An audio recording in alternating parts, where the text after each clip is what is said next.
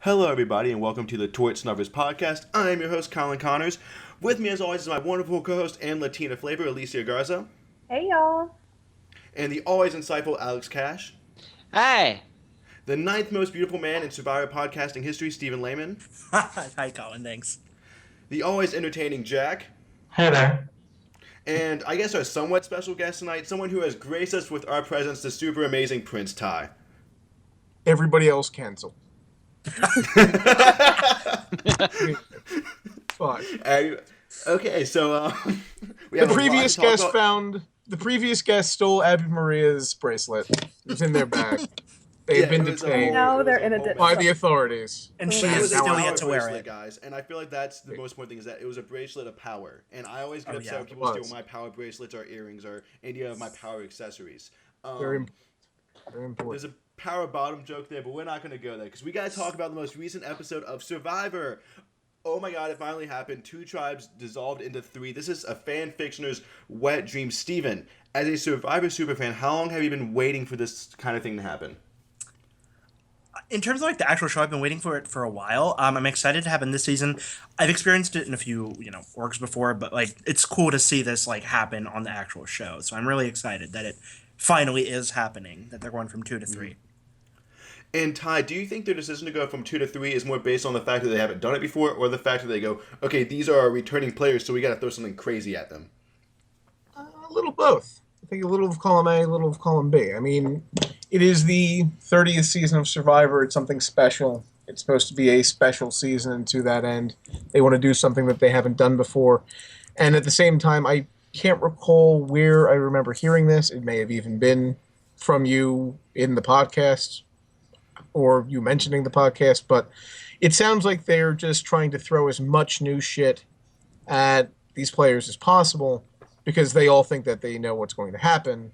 And so the natural reaction is we have to throw something that you won't expect to happen. I don't know how much I love it in practice by virtue of the fact that, like, the Varner tribe, I can't remember the original. I can't remember. Anchor. Like No, Anchor. I know the new. Yeah. I know the new names. I can't remember who was on Takeo and who was on Beyond. But I feel like the Varner tribe is like completely screwed beyond what happened over the course of the episode. But like, because in the configurations, their tribe is outnumbered in 2 out of the 3 of them. So I feel like it completely ended. Because of that twist where they got stuck, like one of the crazy twists where they got stuck with Campground Zero, where they had to Yeah, build up. exactly. we're definitely Yeah. going to talk about that.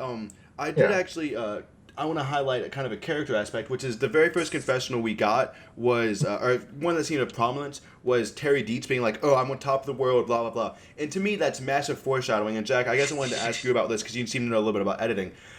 Do you find stuff like that a little heavy-handed? Because to me, when I see Terry Dietz at the very beginning going, oh, I'm on top of the world, that says, okay, he's dying.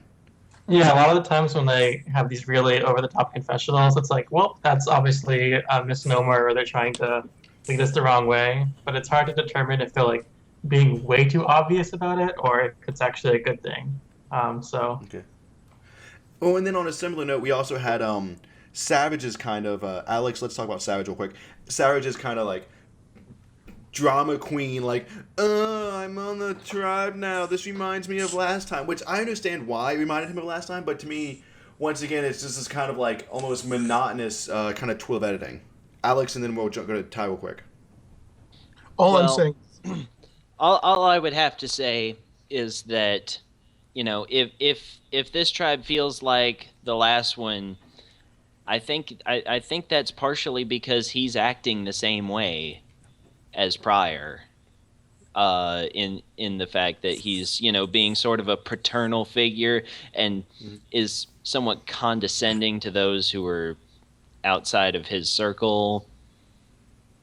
And then Ty, you want to jump in real quick? Well, all I was going to say, Colin, is that it's clear that you do not care enough about how he feels about his tribe swap.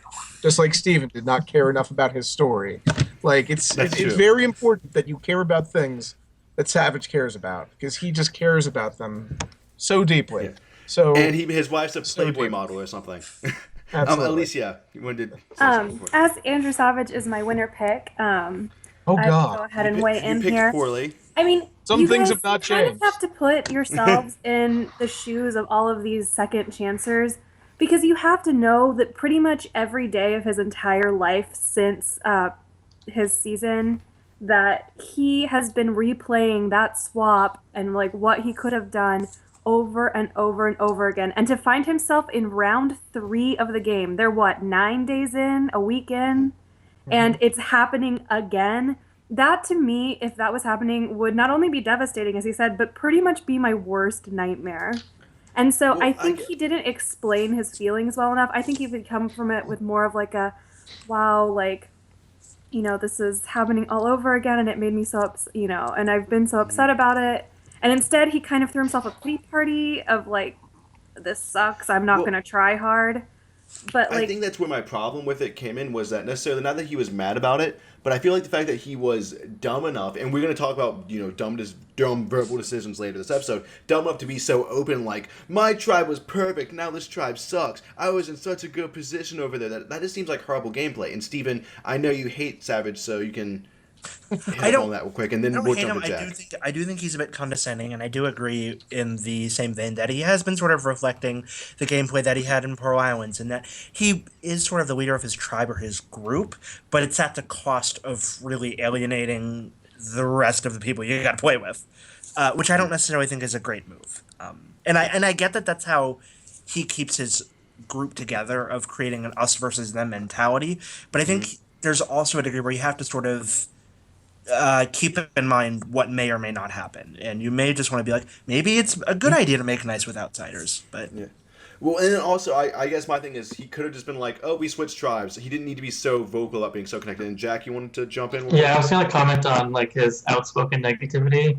So not only I think that's something you reserve to like saying to yourself in your mind or to a confessional, because if you're on that Angkor tribe and you're already kind of bummed out that you're going to a new camp, you have to rebuild everything, and Savage might be someone you look to be a positive and be a leader, and he's being extremely negative about it, you're gonna be pretty like feeling pretty terrible about your situation if the person you're supposed to be looking forward to is also in a shitty mood.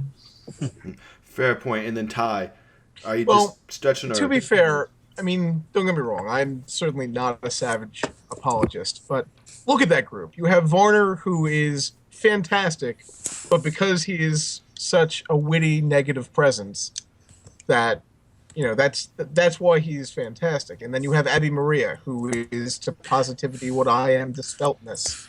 And then you have PG, who isn't exactly all smiles and rainbows. Like, I guess there's Wu. Wu's a nice guy. Wu's positive. Yeah, but like Wu the is a rest nice of them guy are and not Wu is gonna positive win. people. There wasn't much Savage could have done to be like, hey guys, let's be happy, because they're not happy. I've tried. I think That's you not what wasted that an tribe does. opportunity there. I think you really wasted an opportunity to kind of be looked at in a more positive light and get people behind him to like try and overcome like his little redemption part of this. But he just, I think he played it all wrong. Yeah, Thank you God cut out a Tasha's little bit. Yeah, thank God. Okay, so now what we're going to do right now is I want to talk about Takio, and we're going to get all the Takio stuff out right now. Takio. Takeo? Tokyo? Takeo. Takeo. Taco? Taco? Takeo. I mean, Ta- Alicia is here. I'm sure we Yes, can it's have the some taco taco. tribe. I'm sorry, Alicia is the Latina flavor. Anyways, we're going to talk about the green tribe. We're going to all of it right now, just to get it out of the way. Okay, so the first thing this is my own quick note. Keith and Terry seem to be aligned a little bit, and I absolutely love that. Where are you getting that? yeah, I was gonna from? say. Here, I mean, they hugged Are you maybe just like once or intuiting twice. that? But... Or? No, there was a confessional right off the bat where Keith and Terry were like, were meeting each other, and then they did a quick cut where Terry was like, "I like Keith" or something like that. Oh, It was very quick, but It's it was so there. quick that I must have missed. yeah. Yeah. I mean, I vaguely recall that happening. Oh, I think but it was a then conversation. immediately thereafter, it was the 4 of them versus the 2 of them. Like, if anything, Terry liking Keith is probably Terry's foreshadowing from earlier in the episode, where he thinks he's in control, but Shock of all shocks is not in control. And then Shock of shocks even more is going to rely on challenges to not have to do anything else. And Keith's gonna come in and win. Never saw that before. The game. Well, and I guess go Ah. ahead, Steven. But real quick, I do want to say when it comes to Terry's second chance, he doesn't seem to be changing it that much. He talked about being king of the social game, but he doesn't seem to be doing that too well. Anyway, Steven, go ahead. I was just going to comment. Terry, I was waiting for the moment where Terry would approach someone like Kelly and be like, "Hey, you know what? You can take the next few weeks off," sort of like he did with Suri and Exile Island.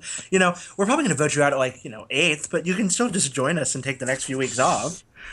It's like Suri said.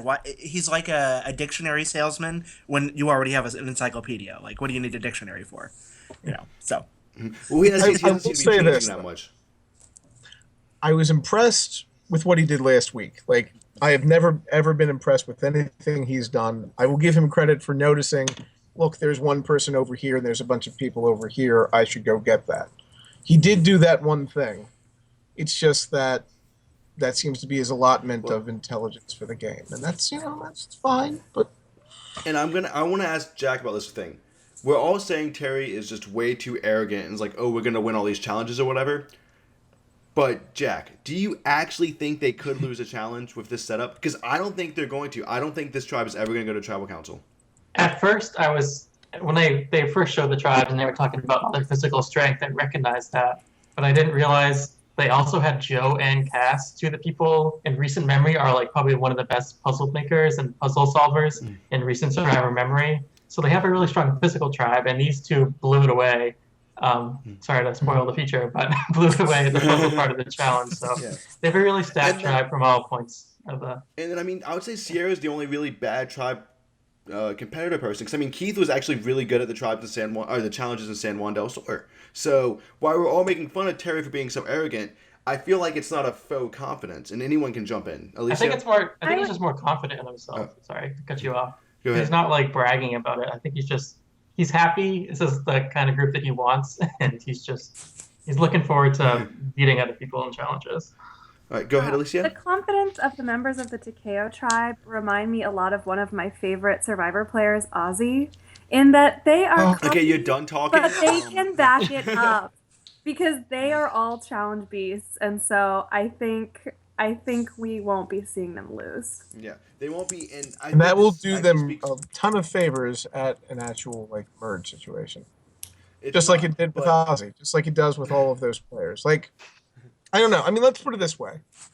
Sure, they're going to win most of the challenges, if not all of the challenges, and I can understand Terry's confidence in that regard.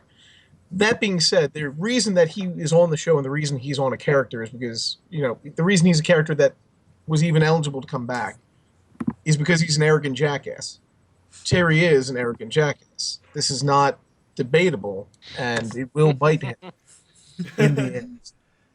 I do see where you're coming from, Ty. And let's talk about the other members of the wonderful Green Taco Tribe. Okay, so Kelly. Aren't they a turquoise or something? I don't know. We're the Taco Tribe now. It's a greener than a. Yes. Yeah, it's greener. I thought it was the Burger King Kelly. hamburger. Podcaster Steven is currently rocking their buff. Yeah, right as all my Steven is favorites get rocking. switched off. Anyways, let's talk about Kelly Wentworth, guys. Okay. She has the idol. She's on a winning tribe. And when the merge comes, I don't think she's going to be that much of a target. So I think she's actually in a pretty damn good spot to at least make Final Five. Does anyone want to disagree on that? Does anyone want to say, no, Kelly is screwed because of this? Did you put her idol at her?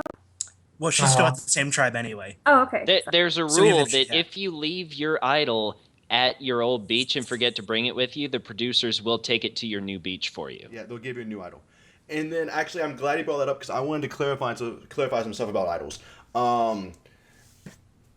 Anchor. Yellow Tribe. They do have an idol that's hidden at challenges.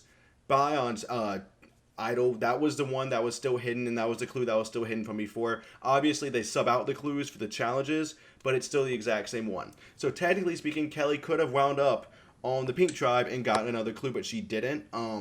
All three tribes do have, the same kind of clues and all that good stuff. But obviously, Green Tribe will not be getting any more clues because Kelly already has that idol. The other thing I wanted to harp on.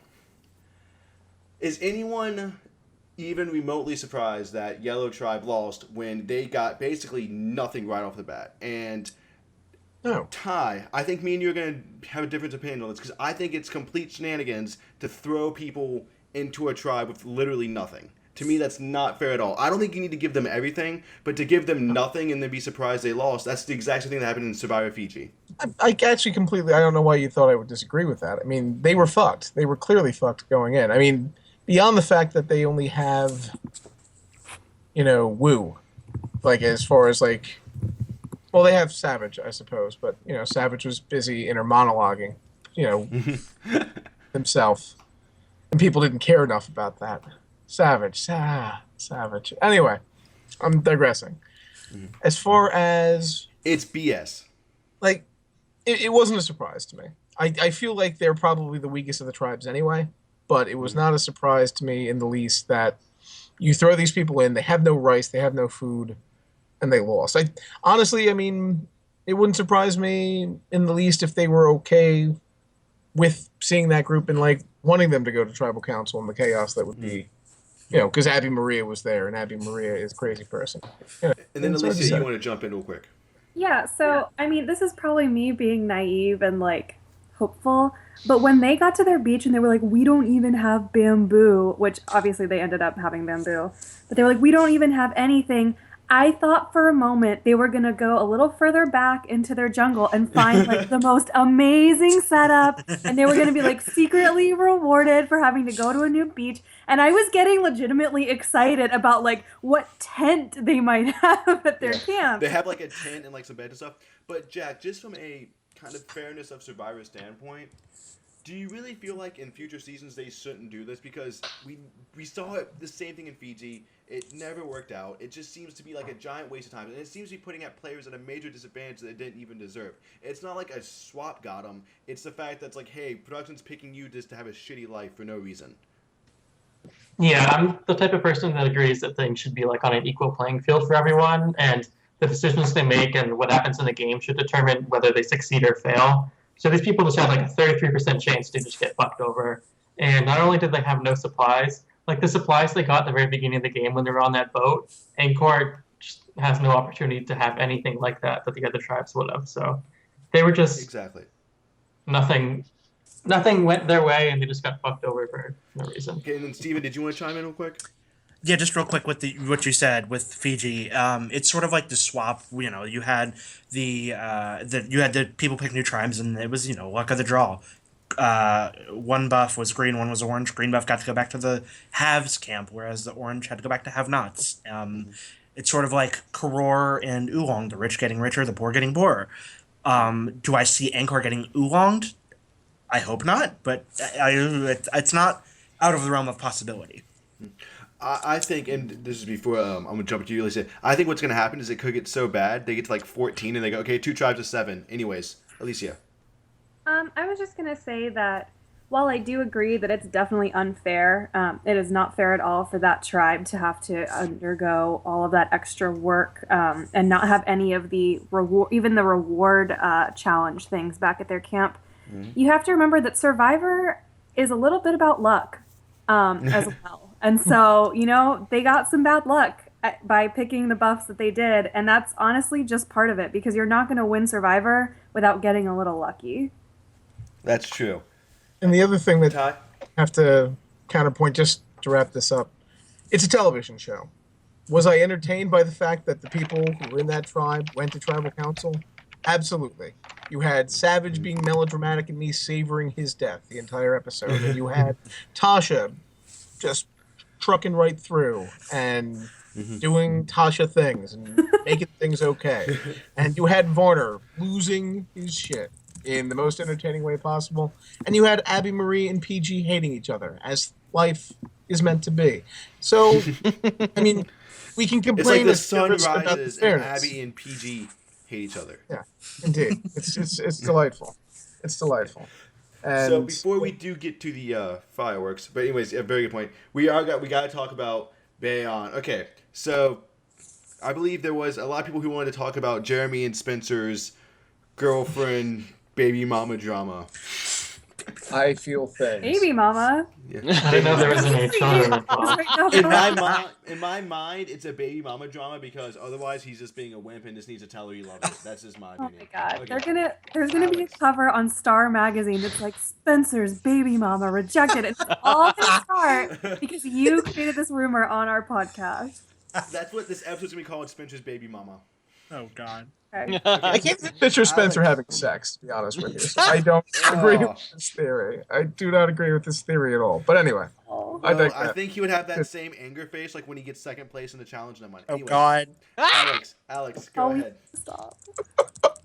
All right. So the thing that I noticed about the we have decided to name it the baby mama drama, I guess, is It should be a Yeah. hashtag. yeah, hashtag baby mama drama.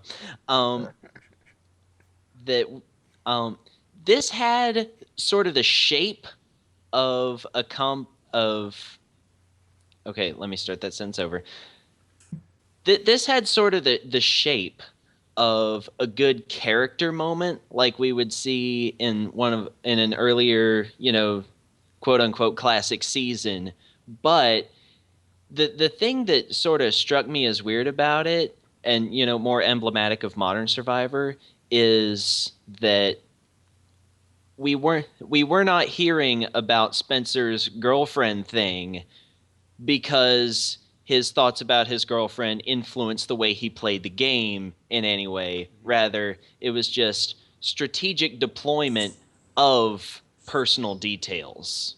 And so there didn't seem to be any feeling behind it, as he openly acknowledged that there doesn't seem to be a lot of feeling behind most of the things he does, and it just felt weird to So have you're that saying moment he doesn't presented feel in for that his way. girlfriend. He doesn't feel for his baby mama. Okay, more developing on the story later. I want That's to not what I said, 'cause but think thank you. I want to talk with Jack with you on this. The prime example of why this felt weird can be compared to what we saw with Andrew Savage's last episode, which was Savage talking about his wife and falling in love, and you just felt the real emotion with that. So, Jack, give me your opinion on that kind of thing. Yeah, I'm just realizing that parallel because they both occurred sort of with Jeremy and like the Savage Jeremy relationship, and now Savage Oh, are you saying Spencer. Colin called something subtle in Survivor? I'll take it. Yeah, High five. maybe it's those acting classes and learning about film. So yeah, it was like Andrew before giving his story, and it really like tugged at Jeremy's heartstrings. And now, like Spencer's coming at like kind of the opposite of Savage because Savage is really emotional about it and just was talking about his life, and Spencer's just like, And Spencer Oh, was like, yeah. I have a girlfriend. oh yeah, Jeremy has a wife. I have someone who's like that. Let's talk about that. Yeah. Exactly. Okay. So it was, Okay. Ty wanted to say something. I would just like to point out that Russell Swan with a haircut still fell for it because he's Russell Swan with a haircut. Did he though? It seems like Yeah. Yeah. I think he could be helpful fall for to it. us. Said Russell He did. Swan with a haircut, who is somehow on my television instead of Shane Powers. Damn them. Damn them. I mean, So, I Ty, guess. you don't know. We do have a no T-Bird Shane rule. Well, We needed Alright. to implement it though. all right. Anyway, I'm I do sure like you Spencer. did. I Sure you did. just pitched a Spencer. I have girlfriend. I love girlfriend. Does not compute. That's just kind of how I viewed that whole situation. Something else I wanted to talk about, and that was we did get some people that received 0 or no airtime. Now, some seasons this basically means you're DOA and you can't win. However, I'm kind of drawing a parallel to this to Survivor Heroes versus Villains, in which Sandra went invisible and she still won. I feel like if you go invisible for an episode or two, especially when your tribe doesn't go to tribal council, it can't be read as a good thing, but maybe it's not a horrible thing. And then Jack, you noticed that Kimmy didn't get a single confessional tonight? yeah, I remember because this is kind of parallel because I picked Sierra as my winner pick, and since her tribe was winning, I was like, well, she's not getting any airtime because I screwed up in my pick. But I guess they're just trying to focus. Only the big characters of the winning tribes are getting confessionals, it seems. And so someone who might not have as much of a personality isn't shining through. But I think if these other tribes go to tribal council, then we're actually going to see what these other people are thinking. Yeah, that's true. And I mean, it doesn't necessarily bode well, especially here's my fantasy team, guys. It's Keith, Wu, and Kelly Wigglesworth. So I have. I had Yeah, I don't one think Kimmy got confessional. one. Yikes. I had one confessional. Okay. Wow. So, Alex, you want to jump in on something real quick? All right. One other thing about Bayon is that we got some focus on Stephen Fishback talking about how he was so glad to be off of Tribe Macho. And, he was more comfortable being in the Bayon majority.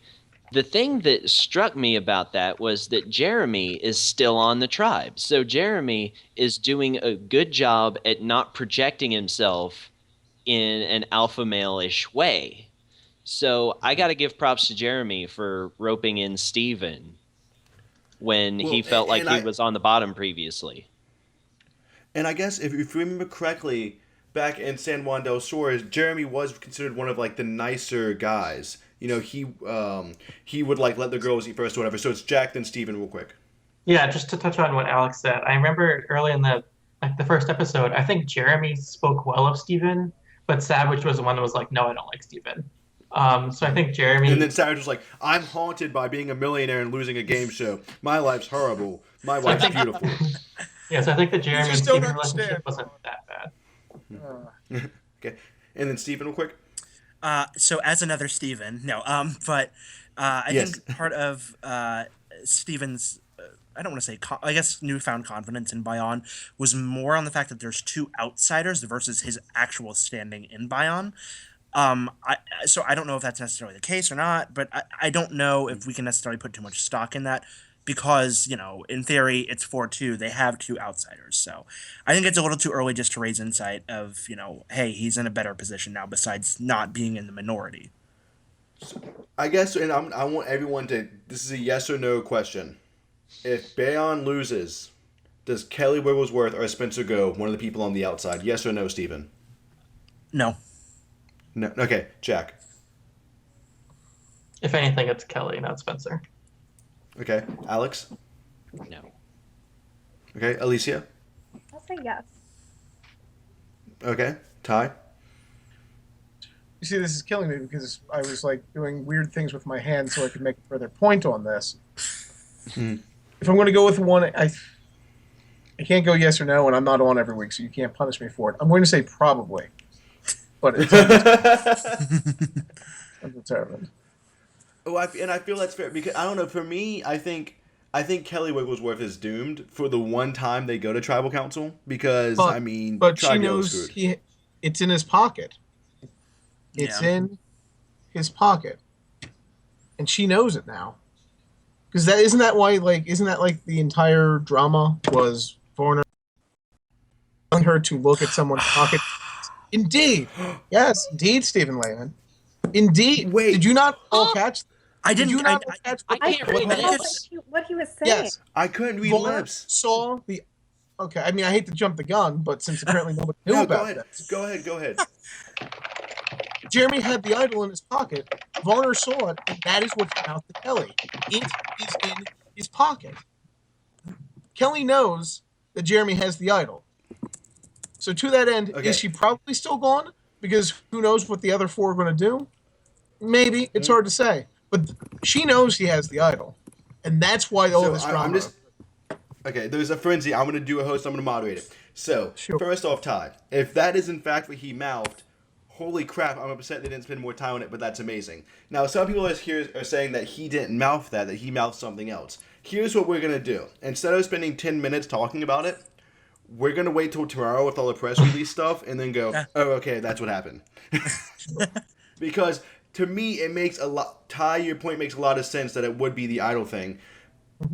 But we'll see. But if that is the case, that is huge, groundbreaking, earth-shattering news.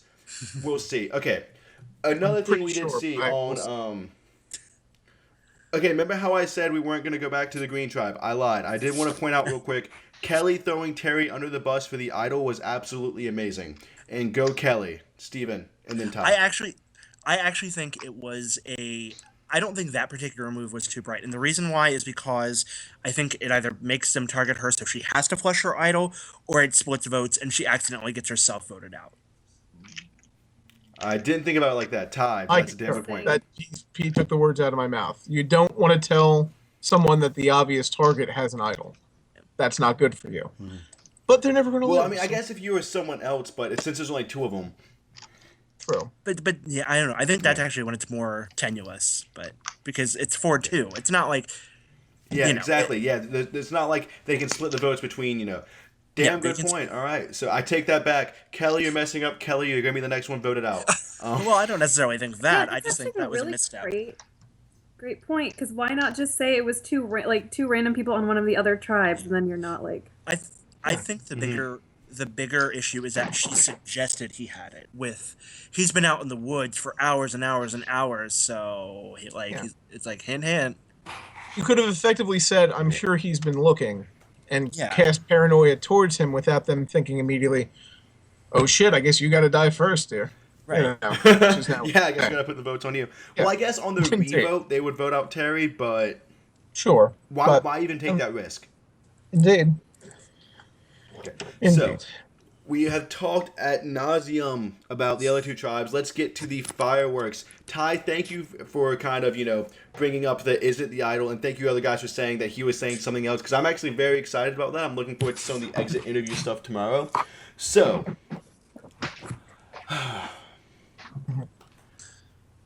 why do y'all think Jeff gave kind of an answer that he was tired and he was hungry. But still, just Ty, did it break your heart to see Jeff make a move like that? That's so obvious, like trying to talk to the other tribe. I mean, I didn't think it was that terrible. If we're going to be honest, I think it blew up by virtue of the fact that he was there with the most volatile people from his tribe, by virtue of the fact that PG and Abby hate each other, and Woo's just up in a tree somewhere, mentally, physically, Woo is Woo. So to that end, it blew him up. But I didn't think it was like, let's put it this way, if it's what I think it was, I could see me trying to warn people, and, he got caught, and Tasha's a good player, but, And that's something. Anyway, I digress. okay, and then so Alicia, let's talk more about. Oh God, I'm sorry, I am lagging a little bit tonight. Okay, Alicia. Oh my God, why do you keep moving on my Skype screen? Why do you think Abby and PG just couldn't bury that stupid hatchet? Because in my opinion, it is absolutely ridiculously stupid that Tasha or Savage did not leave. I'm kind of embarrassed that they couldn't pull that off. Abby, as much as she likes to claim that she is this totally different, changed person, and she's trying really hard, is just really the same paranoid, suspicious, unpredictable, volatile player that she was last time we saw her. And you're seeing it manifest in different ways. One of basically she's trying to say enough times oh, I'm changed, oh, I'm changed, oh, I'm changed, and hoping that it actually is true, when really she's not, and she's kind of pretending like she is, and therefore everything she says comes off as angry and fake. But she does sound annoyed all the time. Yeah. She's what did you think? She's one step below blowing up at everyone, and so she thinks that has somehow redeemed her and made her a good person, and she's totally Alex, fine, and really she's just not. Yeah. And then Alex, you want to jump in real quick, and then we're gonna hit Ty. I just wanted to point out that the reason they didn't bury the hatchet is because it's not exactly that much of a buryable hatchet, if we're to believe Shireen's exit interview with Parade Magazine, because she was talking about how she was pre-gaming with Abby, and Abby was a sweet, nice person, and then as soon as they hit the beach, it's like she went into a flashback. Terry reminds me of Michael Scoop, and I don't trust him. Wigglesworth reminds me of Denise. I don't trust her. And the first thing she said, I don't trust PG. She's evil. How do you work with that?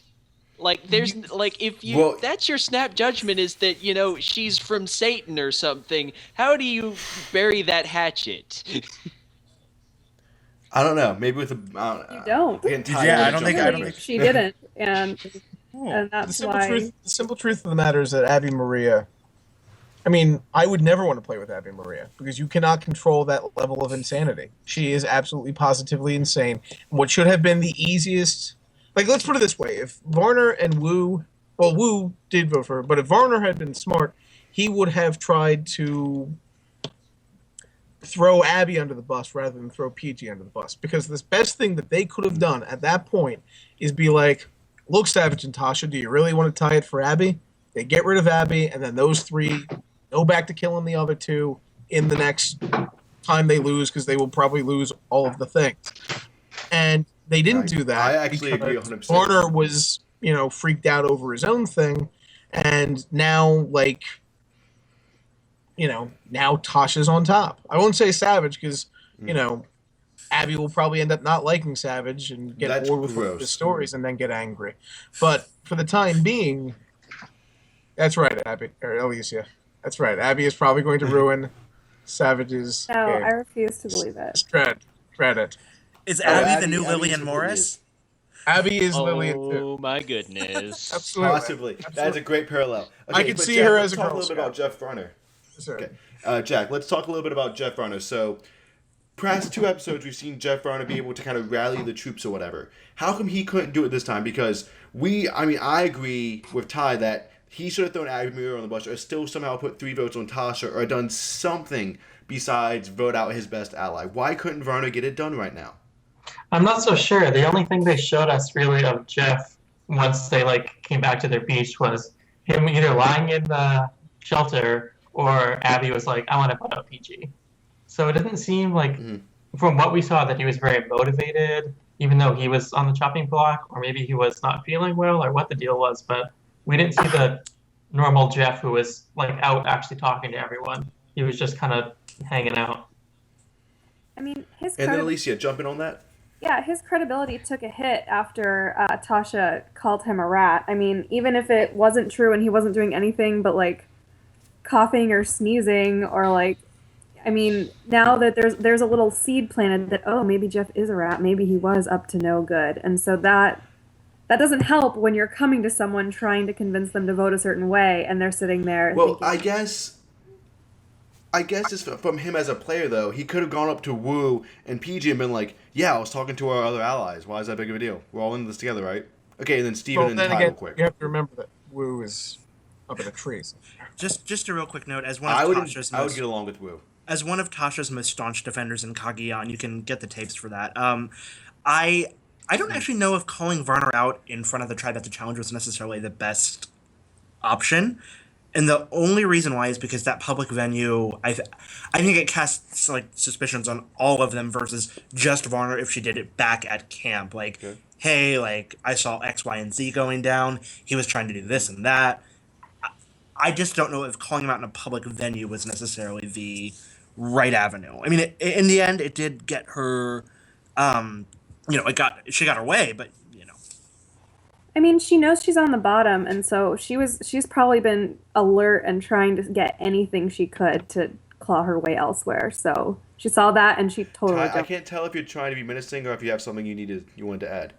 No, I have something I want to add. Confused right now. After the point. Okay. Yeah, I just go like ahead, to make you Alicia. unsettled. Hello? Did you have a point to add? Oh, I thought you were still going. I'm sorry. That's what Okay, I and guys, I'm sorry, I'm not. I'm moderating thrown your off rules. by You the guys are magnificence lagging of a my little own bit. hands, apparently. Okay. God. Friday. I am apologizing. You guys were all on a weird little time delay, so it's making this kind of difficult for me. Okay, I'm sorry, Alicia. You were basically you're finishing up. Yeah.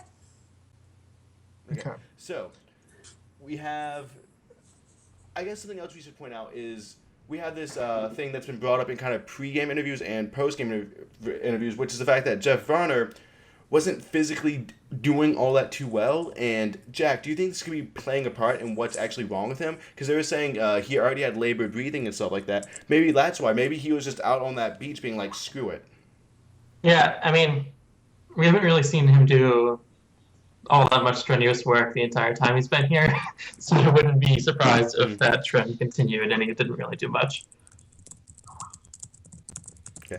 And then there is a little talk right now going on about PG and Varner working together. I was under the impression that PG and Varner were very, very, very close. Now we have a little bit of a debate on that, but we'll see. That's once again we're going to see for first thing tomorrow.